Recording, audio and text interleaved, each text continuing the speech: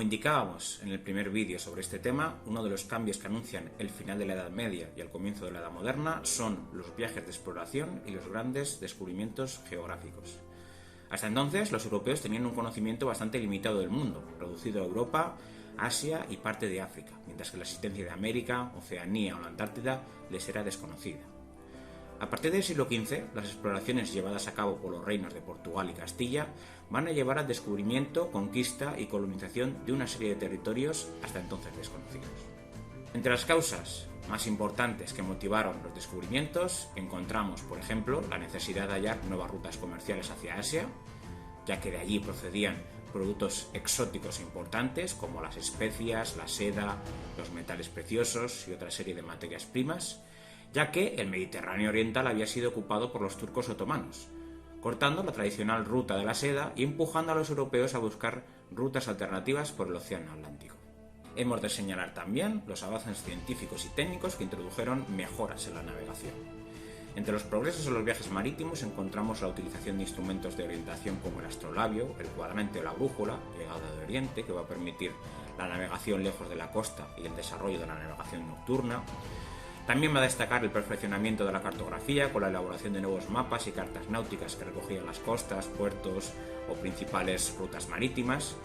Y a todo esto pues también vamos a añadir la construcción de embarcaciones más rápidas y apropiadas para largos viajes por el Atlántico, como la carabela, más ligera, con mayor capacidad de carga y equipada con armas para defenderse de posibles ataques piratas. Además, los relatos de comerciantes también contribuyeron a despertar el afán por adquirir riquezas, por emprender aventuras, ¿no? Destacamos, por ejemplo, el libro de las maravillas, un relato de Marco Polo, comerciante veneciano que a finales del siglo XIII emprendió un viaje por Asia siguiendo la ruta de la seda y se dice que llegó a la corte del Gran Khan, del Imperio Mongol, en China.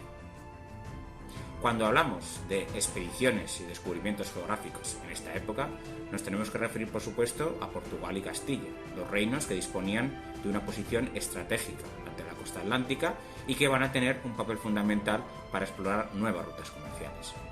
Portugal fue el primer reino en abrir una nueva ruta hacia Oriente. Sus navegantes bordearon toda la costa africana, desde el Océano Atlántico hasta el Océano Índico, y consiguieron llegar a la India. Se considera como pionero a Enrique el Navegante, hijo del rey Juan I de Portugal, que creó una escuela náutica en Sagres donde se formaron las tripulaciones y los cartógrafos que participaron en las sucesivas expediciones.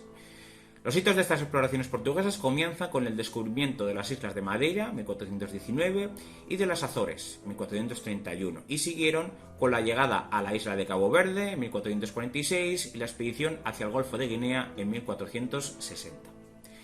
La expedición de Bartolomé Díaz, que llegó en 1487 hasta el Cabo de Buena Esperanza, en el sur de África, abrió el paso hacia el Océano Índico. Y la expedición de Vasco de Gama, en 1497, se completó con la llegada a la India, a Calcuta, en 1498, culminando así la ruta portuguesa hacia Oriente.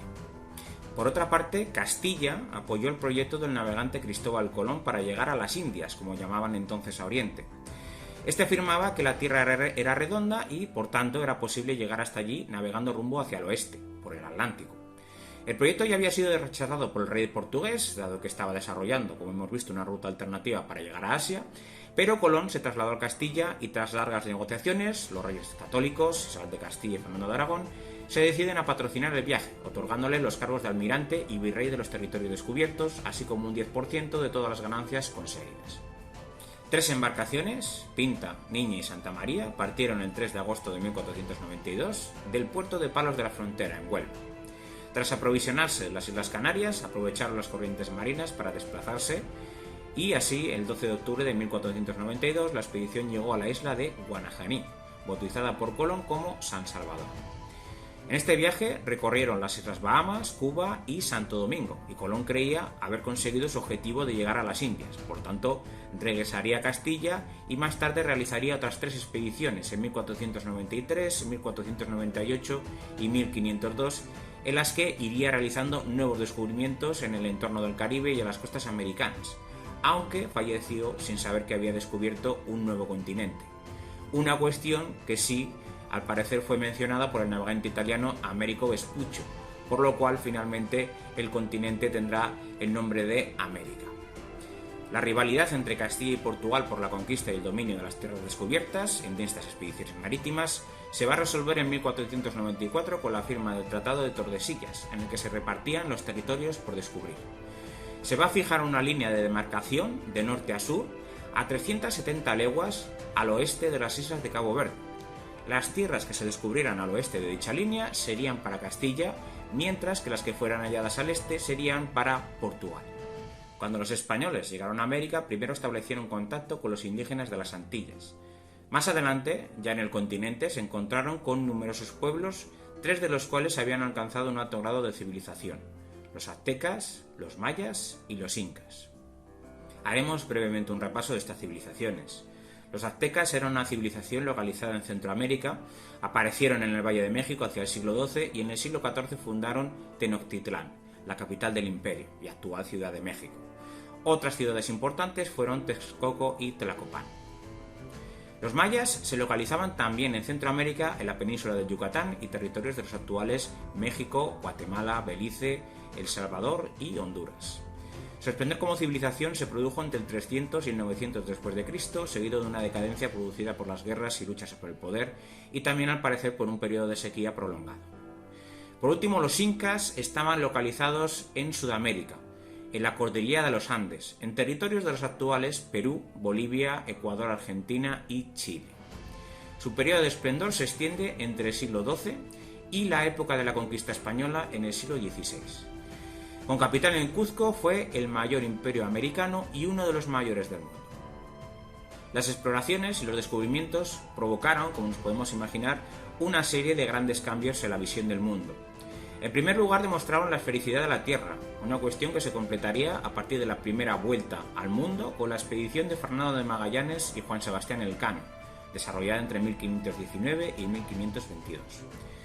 A partir de los descubrimientos se crearon 2 grandes imperios coloniales vinculados a las monarquías portuguesa e hispánica. Además, con el siglo XVI comenzó la hegemonía hispánica sobre el resto del mundo. Por último, hay que mencionar que el Océano Atlántico va a reemplazar al mar Mediterráneo como centro del comercio internacional, y así ciudades como Sevilla, Lisboa o Amberes van a florecer y van a centralizar el flujo comercial.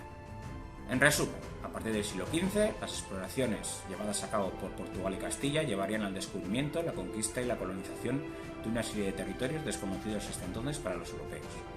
Entre las causas de estos descubrimientos hemos subrayado la necesidad de hallar nuevas rutas comerciales hacia Asia, los avances científicos y técnicos que van a introducir mejoras en la navegación y los relatos de comerciantes y viajeros que van a despertar el afán por adquirir riquezas o emprender aventuras.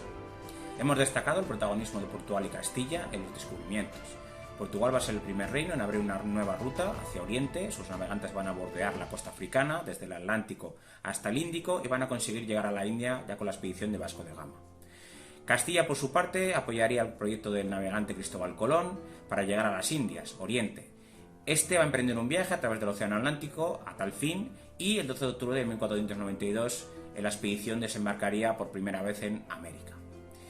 La rivalidad entre Castilla y Portugal por la conquista y el dominio de estas tierras descubiertas va a llevar a la firma del Tratado de Tordesillas en 1494, que va a establecer una línea divisoria a 370 leguas de las Islas Azores. En el continente americano, los conquistadores se encontraron con 3 pueblos que habían alcanzado un alto grado de civilización: los aztecas, los mayas y los incas. Entre las consecuencias de los descubrimientos hemos destacado la demostración de la esfericidad de la Tierra, completada a partir de la primera vuelta al mundo con la expedición de Magallanes y Elcano, la creación de grandes imperios coloniales como los de las monarquías portuguesa e hispánica y el hecho de que el Océano Atlántico reemplazase al mar Mediterráneo como centro del comercio internacional.